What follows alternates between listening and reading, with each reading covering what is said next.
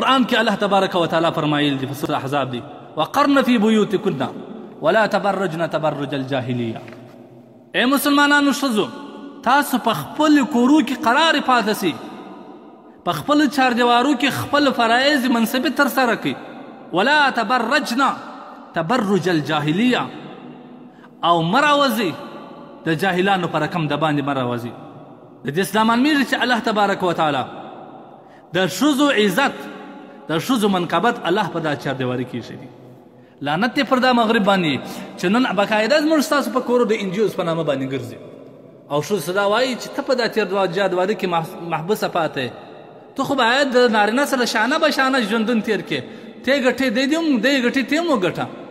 الله څه وایي وقرن فی بیوتکن ولا تبرجن تبرج الجاهلیه. الله څه فرمایي وقرن فی بیوتکن، په خپل کورو کې قرار پاتې سئ. ولا تبرجن تبرج الجاهلیه تل اولا، خپل سنگار او ځان جوړول د جاهلانو د زمانه په رقم د بل چاته ښکاره کول دپاره د باندې مه راوځئ. په حدیث کې راځي اقرب ما تكون من وجه ربها وهي في قعر بيتها.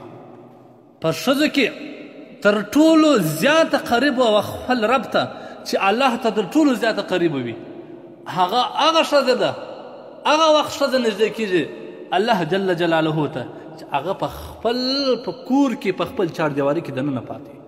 جامع صغیر لیکي حدیث دی، نبی کریم صلی الله علیه وسلم ارشاد دی لیس للنساء نصیب فی الخروج الا المضطره.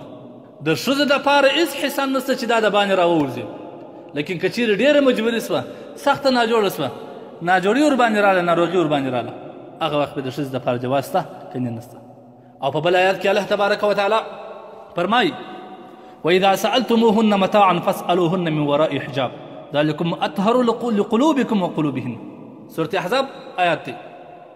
صحابه کرام ته فرمایي ازواج مطهرات ته فرمایي که چیرې صحابه کرام ستاسو کورو ته راغلل د یو شي مطالبه ستاسو ته کوي، یو شی غواړي، یو پوښتنه کوي، نو څه وایي فاسألوهن من وراء حجاب، دواړو ته نښاندهي کوي چې تاسو به د دې څخه د پردې تر شا پوښتنه کوئ، ځکه چې دا څه دپاره دا ستاسو د زړو نه هم پاکیزګي راځي، صفاواله راځي او د دې د زړو